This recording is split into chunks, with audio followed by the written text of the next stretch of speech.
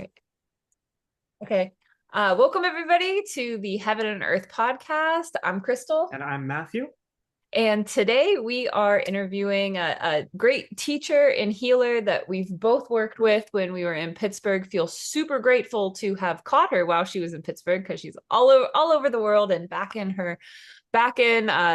Kenya, where she's from, where she runs a really beautiful and phenomenal herbal program, the Well of Indigenous Wisdom. We're gonna get into all the things that make Ola so special and such a genius and such a needed medicine in this world after the astrological weather report.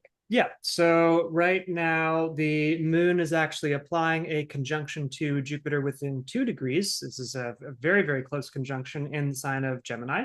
And that's really a perfect conjunction for working with our plant Tulsi. This is a plant of teaching and wisdom and abundance that also works on the nervous system. It's kind of also introducing the plant to at the same time. But it's a very good alignment. Yeah, so Ola has some special words about this beautiful teacher and beautiful plant. So take it away, Ola.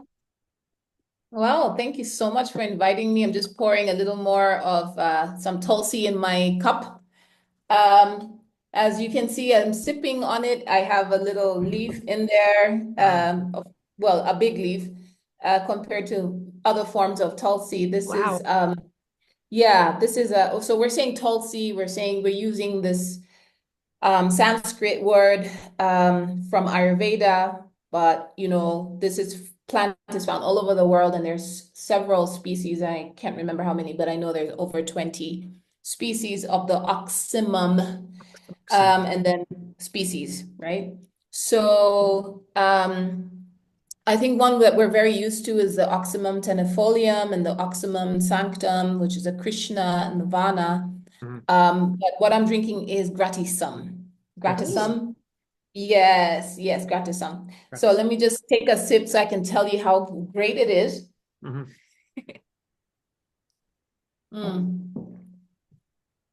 So I'm drinking mine. I know you're probably surprised, like, why is it milky, right? Well, it's true. I've relocated to Kenya, but I feel like I'm a worldwide herbalist because I've been in several continents, right? The Caribbean and the US and here. Here, Oxymum gratisum or African basil or African tulsi has been used often. It's made with milk. And so it's very similar to a lot of Ayurvedic traditions. We use milk and a lot of butter or ghee here, clarified butter here, animal fat, to help with the absorption of the medicine into the body. So I'm drinking mine today with milk. It's actually oat milk. It's not real cow milk. So, but it tastes great still. So I'm on Maasai land. My great grandfather is Maasai, and I happened to land here right where he was from. And here in Maasai land, we call this herb Olumuran. Yes, Olemuran. So I know you know the Sanskrit, the Vana and the Krishna and the Rama. But here it's also called Ole Muran, and I'm sure your listeners are from all over the world and have their own name for this amazing plant. What can I tell you about it? Botanically, it's a Lamiaceae, so it's in the mint family. It's it grows just like any basil. You have a stalk-like flower, very small white flowers. And this one, sometimes, of course, they're purple. I think I have about 3 or 4 varieties of basils, not tulsis, but, well, oxymums, I should say. So I guess they are tulsis. And I like to use this for stomach pains. It's a really good analgesic, at least this gratissimum. It's used here a lot for viral, the tropics we're always battling with different parasites and microbes, bacterias and things, because of course it's a perfect environment for them to thrive. So this is one of the plants that's used in formulas for repelling, microbe parasitic infections like leishmaniasis. which is really big here in the water. So I like to Oh, drink this often, and then when you drink it with milk, it really clears the parasites even more, Mm. right? Mhm. So we can see those traditions of the tropics, right? Um, yeah, did you want to say something? I heard you say something, Crystal. I wasn't sure. Nope. oh, No? Oh, I think you might have psychically heard me. So the drinking the herbs with milks or, in fats.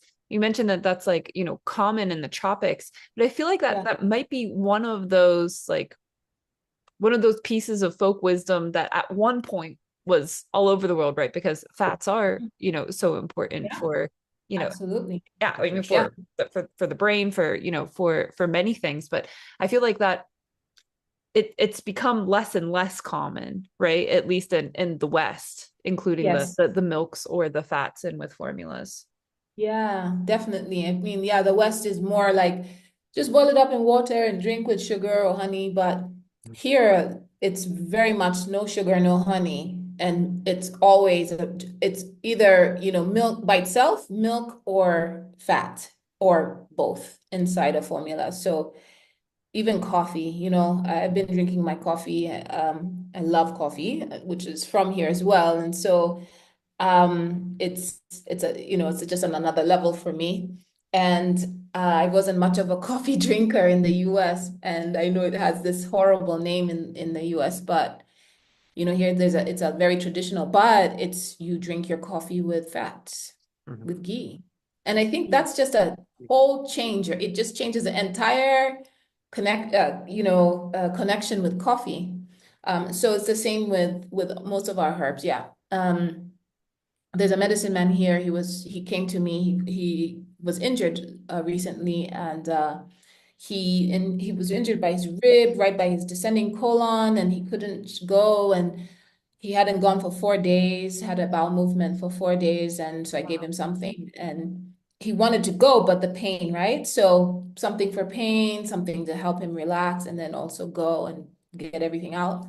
And I didn't tell him to put any fats, but he's like, I was using it. I used it for 2 days, and I felt my stomach, wanting to go, and I felt the urge, but things just weren't happening. Then he said, I put fats in it. I put a big spoon of fat, and he said, "Whoa, the world just changed." Mhm.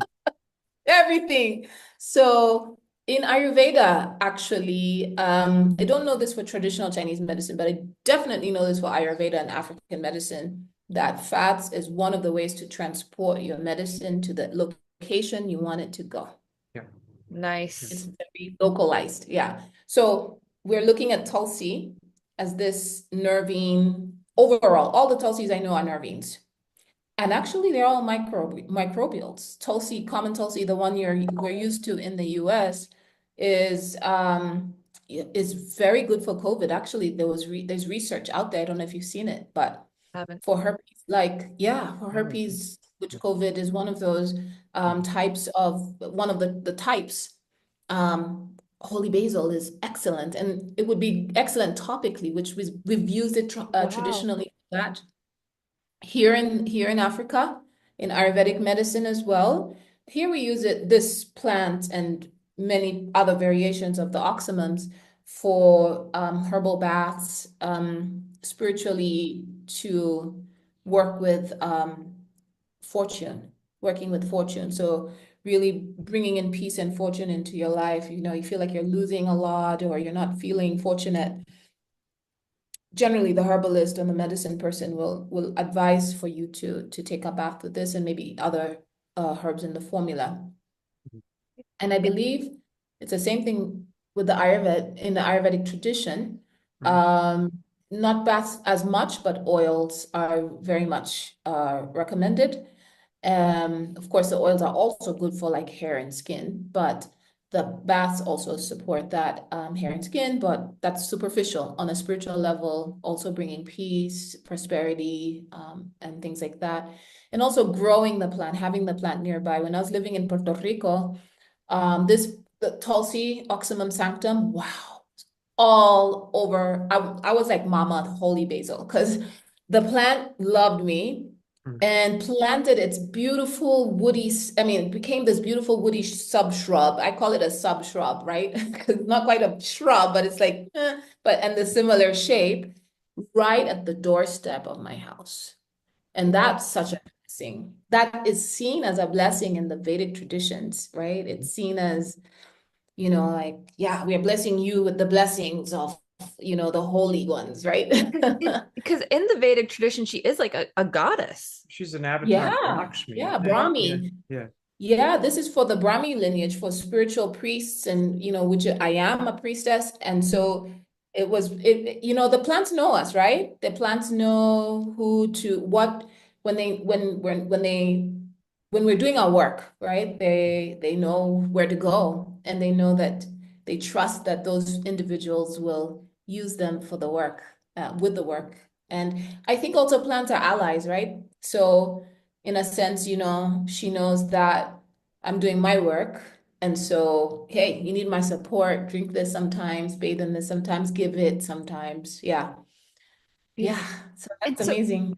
and and that's so the way that you're speaking about Tulsi, I think, a lot of our viewers are probably, pretty familiar with, that kind of language of, plants as intelligences who, come to you just as much as you seek them.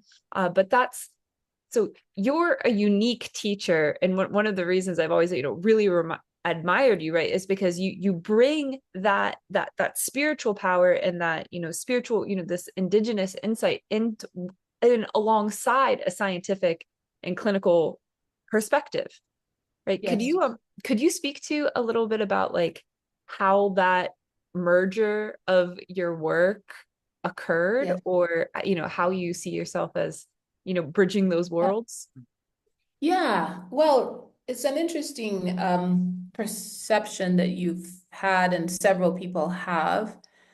Um, I don't often think about it for myself. I think I just follow through with what spirit, what purpose, asks me to do.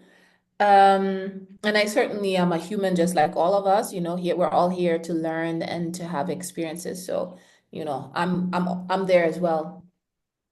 Um, I think for me, it's because I am from here, from this continent, and this continent has a lot of history, and we have our own culture here. And even though I've been, lived in the US for a very long time, I lived in Puerto Rico also for a very long time. And I feel a part of all those lands and all the people I've met, like you all, beautiful souls that I've met around. You're all my family. But I am here from here ancestrally in this lifetime. So, I'm born into something that also carried me around the world.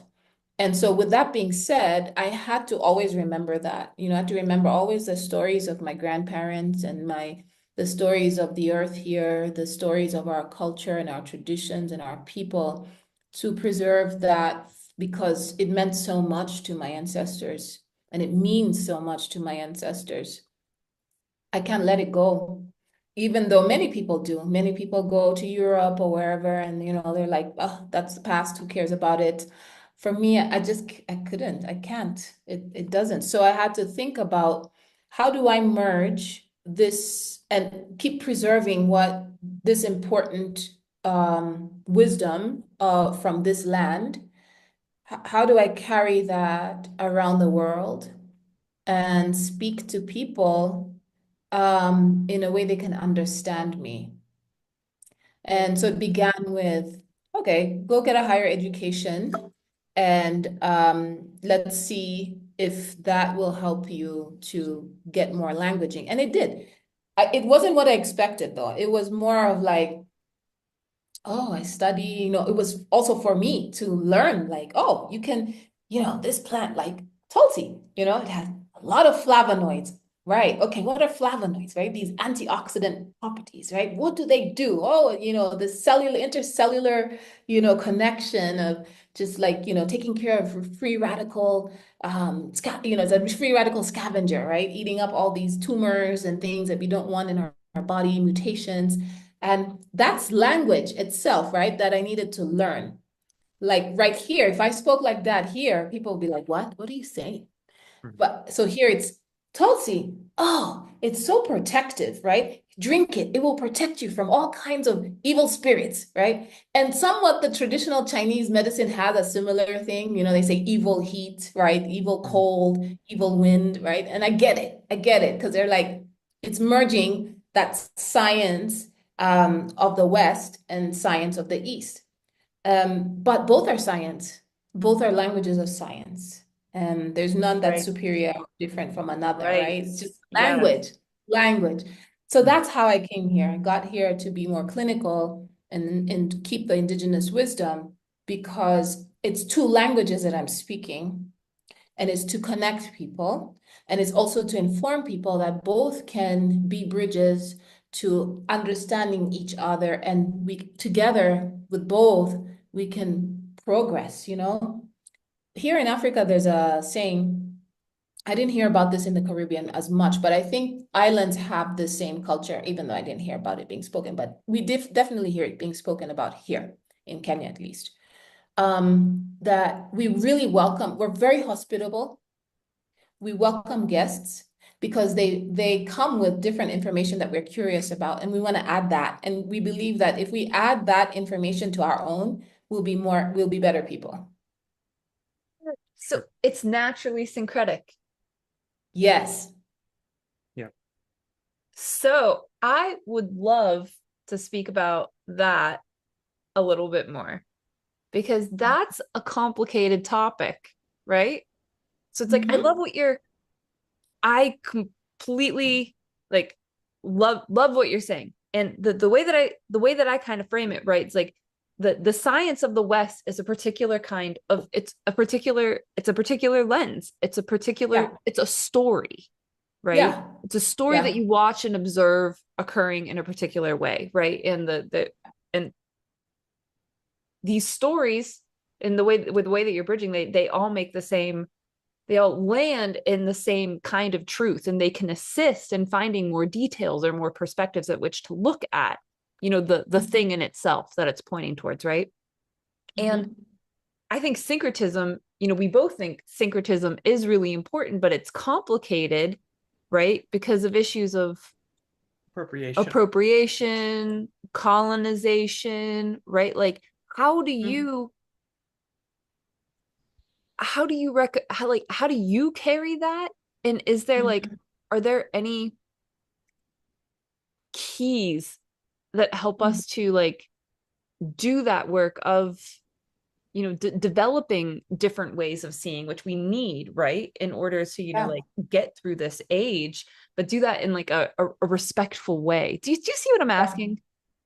Yeah, yeah, definitely. I know it's a very important concern in Western cultures because, and Western cultures is here as well, right? There's people who live like that here. So it's Right. Western culture is not just the West, the so-called West, because we're Mhm. not also not flat. Anyway, um, I know that it's a big concern within maybe this culture of capitalism, you know, a Yep. culture that is founded on that, right? Um, for me, I see it as, you know, we've got to come, I think where we are or where we've been, I think we're also changing. Like there's a lot of changes going on right now, huge ones. Yeah. But where we have been, we've been sorting out what just happened. You know, what happened 500 years ago? The whole planet, right? Everybody. What just happened? Because I think we all felt abused. We all got abused by some people who put themselves in a specific situation and lied to all of us. Mhm. Whether it's, you know, hey, yeah, go, go to that land. There's nobody living there, and take some people there and plant sugarcane, and then sugar is transported back to Europe, and people are buying sugar, but their teeth are falling out and they have diabetes, right? And everybody's has been lied to. right? And even those who come back with the sugar is just like, yes, it's a beautiful land and we're just, accepted and everything is just lovely and fine. Nobody in that society knows exactly what was happening, or the lies of, oh, those are just animals and they're just evil people and don't, believe in them. Christianity is the only way, Yeah. Jesus is the only way. Like the lies have been so embedded in almost 500 years of all our human family. So Mhm. the synchronicity happened, used to happen. And so now, if we can just take the liars out and the manipulators out, the capitalists out, it was happening. Chinese were coming to Africa before, it's now, Europeans. One reason why the Maasai have like checkered blankets, there's a common looking material that is called the tradition of the Maasai, the traditional cloth. Maasais weren't wearing cloth, they were wearing animal skins. They have that tradition because if you look at Irish cloth, it looks very similar. Irish used to come Yeah. here Yeah. and trade with the Maasai and then go back and they had their thing. I'm sure some people Whoa. fell in love and whatever, whatever. So we didn't have like it was a time where we all respected each other until the liars and manipulators and capitalists came into the equation. And so now that's when appropriation starts to be an issue because now you're hitting a tender point because everybody's been hurt, especially those who've been oppressed. Sure. And so it's like, no, I'm holding on to this because you took my land, and so you can't have my hairstyles and my, beadwork. No, right? Because you've already taken everything else. You even killed my priests and Mhm. raped our women. So no. So that's, for me, that's the energy of appropriation, is that it comes from that. So once we sort that out, which I think we are, then I think we'll come back to synchronicity. How do we evolve together as a human family? Yeah. Um, Irish bringing blankets or Scottish bringing blankets is great because, it's cold here sometimes. And so those blankets have been very helpful. Mhm. Can't keep Yeah. on killing animals. I think I think that's an extremely important point. And like historically, human wisdom traditions are always sharing and cribbing off of each other to a certain extent, always borrowing, always swapping teachings in and out. I mean, like we wouldn't have our Hellenistic Alexandrian traditions if it wasn't for massive amounts of syncretism between Arabs, Jews, Greeks, Egyptians, Romans, all kind of coming together and sharing notes. Mhm. And that's where I think a lot of the at least personally, I think a lot of our most profound wisdom comes out of that sharing of cultures. Yes. But then it's difficult when there's so much wounding involved in the last couple of centuries around Yeah. stealing that inappropriate. Yeah. Yeah. Yeah. And usually the wound comes because it's kind of like our situation right now with resources, right? Gold, oil, whatever in Congo, let's say, right? Mhm. Yeah. Yeah. It's not that we can share the gold. That's not a problem. We don't need all the gold for us just by ourselves, right? But the point is like you're coming in, you're taking, creating wars amongst us, we're killing each other, and like that energy is not evolving us. It's Mhm. greedy. Yeah. Mhm. And like you mentioned, the Hellenistic, right? Egyptians, Romans, everybody came together to create this Hellenistic. Imagine before that there wasn't, right? Because there wasn't a coming together. So people evolved. We are evolving when we synchronize. Mhm. Mhm. And when we also still respect who we are, right? I still respect me as Ola Tokumbo from Kenya, and you respect you from where you are, who you are, and your parents and the land that has brought you to this place. Um, but we come together as we are now weaving to evolve where you are with the land. Yeah. Right. Tulsi is really having us talk here. Yep. And we like we need that.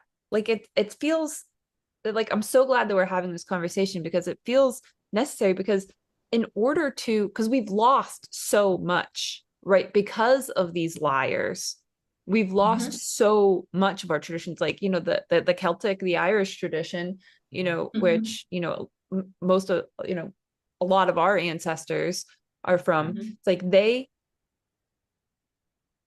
Yeah. the English did a real the elite English did a real job on them. There's not a whole, we have one ceremonial song left Mhm. from from the Gaelic, and it's for the season that's Beltane. that's coming up, that's right now. It's from Beltane, right? Mhm. But there used to Yes. be so many other songs. So it's like, if you want to connect and engage in the turning of the wheel and engage in these important spiritual practices that help us to human, you have to pull from, we have to pull from elsewhere in order to restore that, just that place, that role that humans play in our ecosystems, our spiritual ecosystems, right?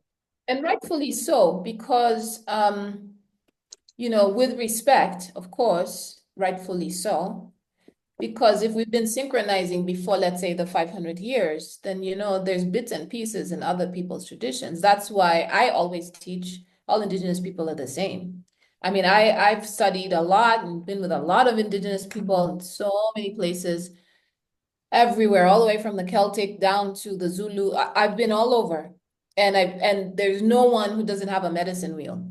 Everybody talks about a medicine wheel, for instance. Everybody talks about the four directions. Everybody talks about colors, and like we have one, what's slightly different is, okay, you might have buffalo, I might have deer, I don't have deer, that those are Right. some of the different things. But in essence, the whole bones of it is four directions. You may add a couple more directions Mm-hmm. depending on again where you live and how you people think. But we all can come together and say, yes, there are four directions, and let's honor them in a circle, because that's everybody does that. Everyone, everyone. So we have been synchronizing and learning from each other, and that's what we're meant to do as human beings, spiritual human beings. We're supposed to do that because we're here to evolve. I believe we're here on the planet in school to evolve.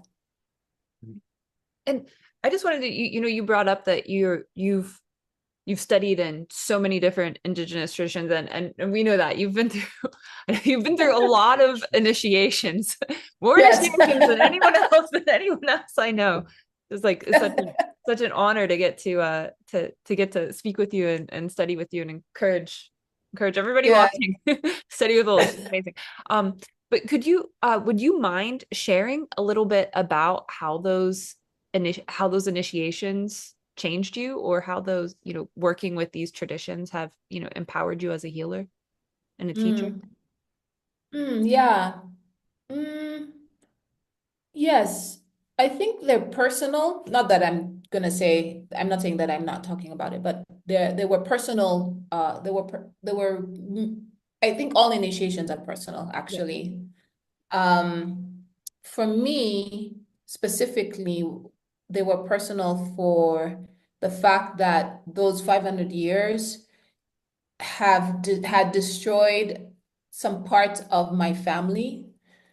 And my last name is Obasi, right? That means that um the priest is still here, right? That's what my last name actually Wow. means. Yeah. And so my father was actually a chief and from Nigeria, and has many, many children, always had female lady children. So he had one male, and that one, my brother didn't make it. He passed away. Um, but I think when I look at the story and weave out the story, I see what has happened with my father. So my father was this like really big shot, scientist, right? You can Google him, he's on there. And first a pioneer, right? Very intelligent, he studied meteorology.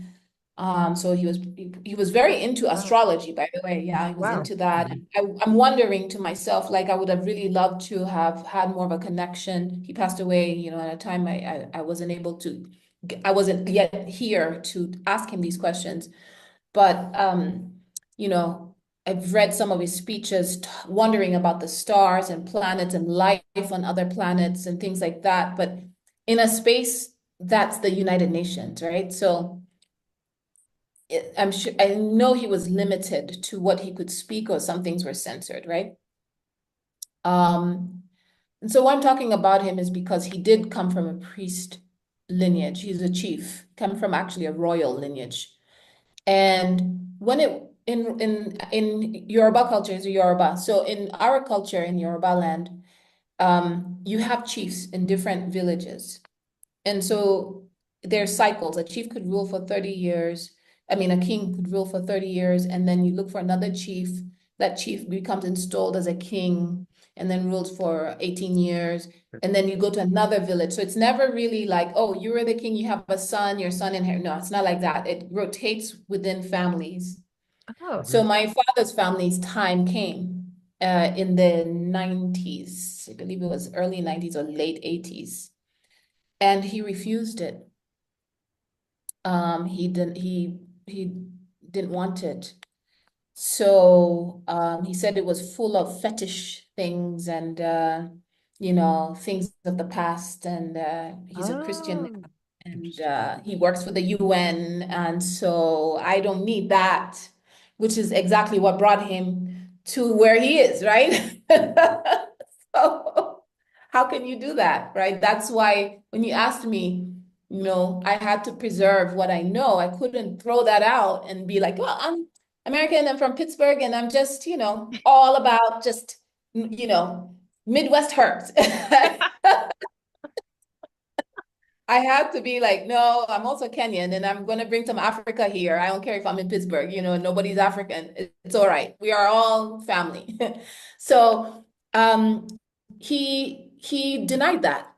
And many things happen to all of us. We're all trying to sort it out still. When you see families like struggling, you try to do this and you're wondering, well, I'm doing everything right.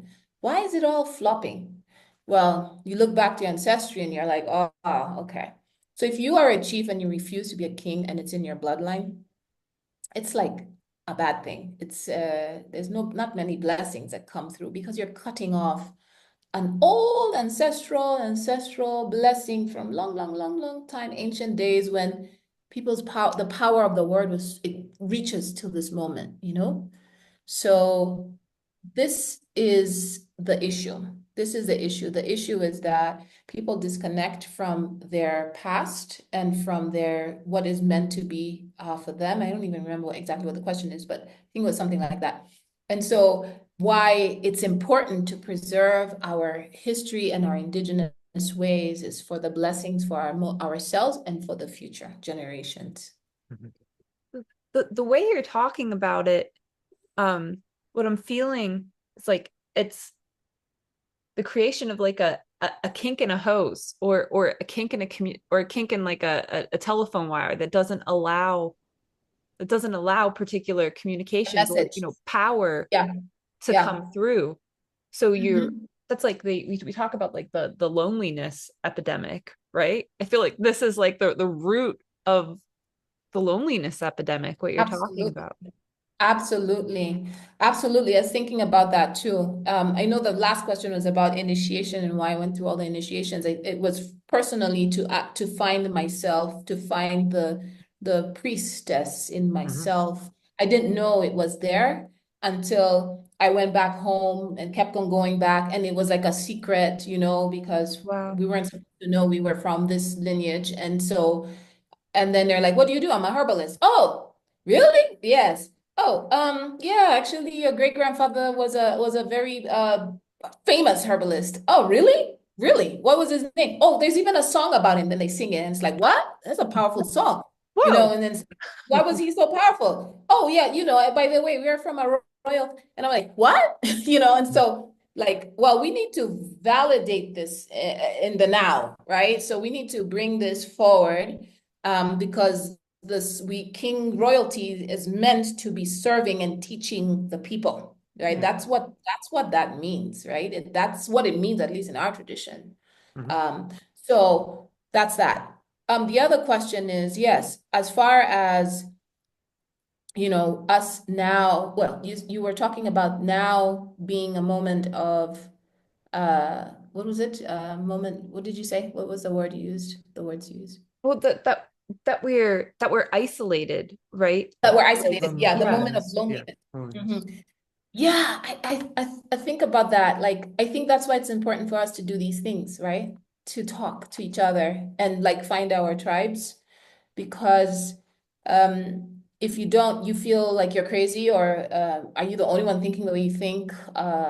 Yes, it's the loneliness has come out of that capitalism, that greedy, they've left us empty, just like the land that they dig up Yeah. from and they keep empty. Um, it's a pandemic right now because we are not, well, some of us are medicine people, some of us are, telepath, different individuals. We have our different talents and we're not being given the space to express it because we were told that's bad. And, only go to a church, and then you feel lonely in the church because nobody understands you there. Yeah. So, yeah. And so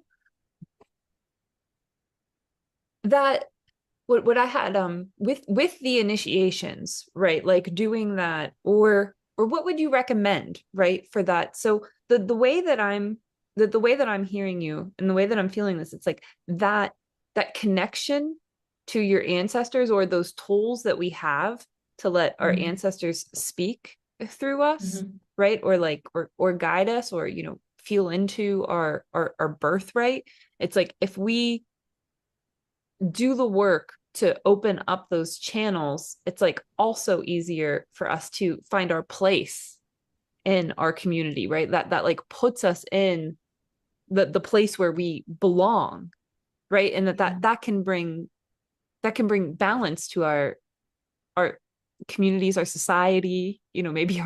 maybe our world. Would you say that that's what I'm Absolutely. I hearing? love the way you put that. You really like really hit the nail on the head. Like, finding your place. Initiation helps you find your place. Yeah. So I'll give you my experience with being initiated in the Taino tradition in the Caribbean, which for me, the only, even after being through that initiation and the others, the one that's most meaningful to me is, of course, the one from here, that I was initiated in my own village, my own hometown, right? Because that for me is like my ancestral connection, right? That's for me personally, just for Olatokumbo, right? Right. Um, but the other ones were guiding me home. And so I come back to that all sickness is homesickness, right? Like Mm. guiding you home, you've got to find your way home. It's Wizard of Oz, right? Finding your Mhm. way home, back to yours. But the journey is the whole thing. I'm thinking of Joseph Campbell right now, if your listeners Yeah. Yeah, absolutely. wanna go there, right? You're going on the journey, but you've started here, but you're coming back here. But you got to go on the journey to discover why you're here at this point. So that's why I said the most important initiation for me was the one from home. Yeah. However, the journey had to open up my eyes and help me realize what home was offering me. What was I to do at home? How was I to hold home? All those things. And home, of course, can be physical, like it is for me here. Home can also be your soul, your body, inside your body, right? So for those who, I know many people are immigrants from like several generations. So, Yeah. Ireland may not be a home anymore, right? So it's a US. And so I'm saying that as far as like you can still do this as considering your body as home, feeling home in yourself, acknowledging your inner self. So Taino tradition, Native American from the North, Native American from the Caribbean, all taught me the way, the steps, the tools to get there. Reminding me because of the synchronicities that, oh, we sing like that. Yeah, I know these songs, even though we're singing Christian Anglican songs right now, but no, like there's these songs, oh, you wear feathers so proudly. Native Americans are just in their regalia, and Africans now are like, no, that's old things. That's uh, Oh, poverty things. We don't do that anymore. We wear clothes now. And so it's like, wait, you're so proud in your feathers. And we used to wear feathers. Actually, we wear exactly the same feathers on our head. huh. What's the name of that? there's a rainmaker from my mom's village. He wore a feather when he was going to call the rain, and the rain would come.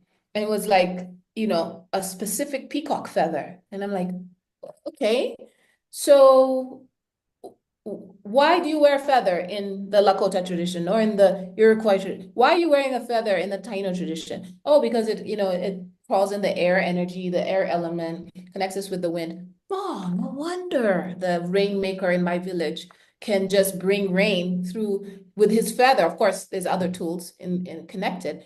So it's like, oh, okay, you're bringing me home. I understand now. I'm understanding, you're bringing me closer. We should probably do this as well.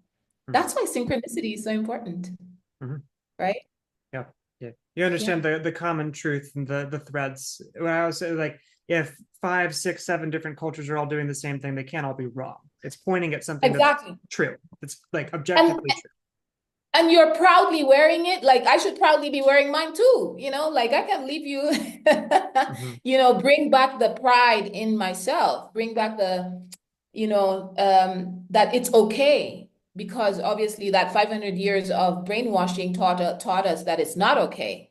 So, and you're still doing it. It's okay for you. Wow, I need to learn from you. How did you preserve this? You experienced within the 500 years similar things. How come you're still there? That's what the initiations taught me.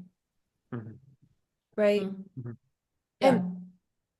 And I think, and I just want to say that it wasn't one way. Like there were things, let's say in the Taino community that were missing for them. And I was like, wait, in our tradition, we do this and this. And they're like, let's put it there. Oh, it works. My gosh, it's the same thing here. Yay. There was this exchange of, it really a lot of work, 10 years of work of just really sitting with smoke, which we do here as well, and pipe smoke, right? Which all Indigenous people do in a circle and exchanging and talking and meditating to understand life and who we are and why we're here. Gorgeous. Beautiful. That's how we get our power back. Yeah. Yes, this is empowerment. Initiation is empowerment. It's the journey of empowerment. I think that's what I would say. It's the journey. I know Joseph Campbell calls it the journey of the hero, the hero's journey. I call it the journey of empowerment because power is spiritual. And that's why 500 years was happening because they wanted to take all the power away and keep it for themselves because it's just like the gold. They're also doing that with the power of each individual on the planet. And keep it for themselves so that they can use it against us. And that's why they're invested. I feel like there are all of these ways in which the media and the powers that be are still invested in finding ways to disempower and separate us and keep us from talking to each other, keep us from sharing these tools, and keep us from, as you're saying, displaying ourselves proudly, right? Like we still have to keep, like you're saying, like keep our feathers, keep our spiritual tools, keep our allies in a closet. I don't know if you probably do that. In Texas right now, there's this bill to ban, I think, make it, that would make illegal like all of these native herbs. Like what? all of these. Yes. It's really bad. So, I mean, that's not serious. Things are getting really bad. It's like marigolds. I shit you not, marigolds. Morning glory. Morning glory seeds because they have because of exactly the stem that grows naturally. Kava, kratom, which, as you know, they started the opiate addiction, and kratom has been like absolutely essential for getting so many people off of opiates. There's just a huge list, like all of the amanitas, right, which are of course just extremely good anti-anxiety medicines that grow naturally here, right? So just lots of native plants and lots of plants that people use to survive late stage capitalism are in danger of being completely illegal in the state of Texas, which is huge, right? And so many people. They know that that they're powerful. Anything that they go against, they know it's powerful. That's why they do it. Yeah. If it wasn't, they wouldn't. But the earth always wins. And we've been through this before, cycles of these type of entities that have been on the planet, many times in other planets, many times, these many cycles, and they will not prevail. They're holding on to I mean, to take herbs out, they're holding on to the last threads. They just, they're desperate. They're They're desperate. very desperate. But the thing is, we all see them now. And that's why I said we're really in an interesting time, because every single human being on the planet Earth sees that their lies and the manipulation. They see the games that they've been playing for 500 years. Mhm. Mhm. Mm. It's a good reminder. So, Very good reminder. So I think there's going to be lots of people here who are inspired by this and realizing that really to connect to their power, especially white people are going to have to maybe connect to their ancestry or find teachers in other traditions. White people, quotes, well, yeah. But essentially, they're not going to rediscover themselves by staying in a Protestant church or a Catholic church, and that's not the answer. So I'm sure there's right. going to be lots of people who are also maybe would like to study with you. Are there doors open Oh, for you? yes. Yes, yes, they are. School's changing a bit, so I would definitely have people go to my website, wellofindigenouswisdom.com. Will link. Yes, well, if you kindly, thank you. And I'm also shifting things like from September, the school will basically be a lot of just videos, and then we'll have meetings because I want to have more personal connection with people again. So there'll be a whole bunch of videos, a different format than it has been for the past 12 years. Mhm. And well, not past 12 years, since about COVID. And just have more connection, but definitely different from 12 years, which would be that there would be these videos, you'll get these lessons, you can watch them at your own time, you'll buy a whole, package. And then I'll invite you either to the US, Puerto Rico, or Africa. Most people want to come to Africa, so that's an easy one for me. And come and stay here. Many students have found it very fulfilling to learn from other medicine people here, and also to just be on the land of all our ancestors. Of all our All our ancestors. ancestors. Yeah. Yeah. Yeah. Right. There was one little piece, and I know I know that we're running late, but that I really wanted to ask you about. This is like kind of like a burning question from earlier, but we got onto different topics. The Is it true, or can you speak to, so like we talked about how the Hellenistic tradition, was syncretization of, Egyptian, Greek, Babylonian, or Chaldean and Jewish Hebrew culture. But I've seen different things and was wondering if you knew, because I think our viewers would be interested, that the Egyptian religion itself was a syncretization of different African, indigenous, like sub-Saharan African indigenous Yeah. religions. And that's, Oh, that's another topic. I mean, I know that this may not, many people don't like to hear this, but Egypt is African, is still African, and oh was yes, yeah, African. no, no, no, no, yes, yes, yes. I Yeah. just meant, Yeah. And Egypt, as Kemet,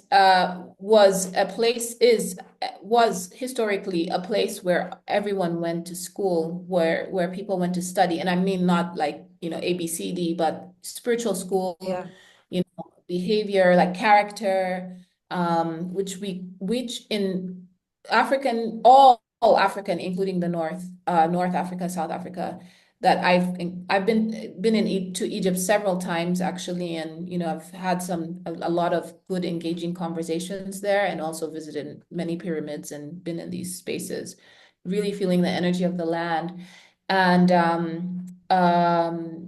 it being a space where for us, for people on the continent, character, behavior is very important. It's something that was taught from a young age, how to, and I don't mean this like, oh, respect your elders type of thing, but more like the Ten Commandments, which we all know come from Egypt, right? And sort of like, you don't just kill things, and we see this with indigenous cultures, right? They may go hunting, and then you pray over, what you've hunted, and there's a sacred way of of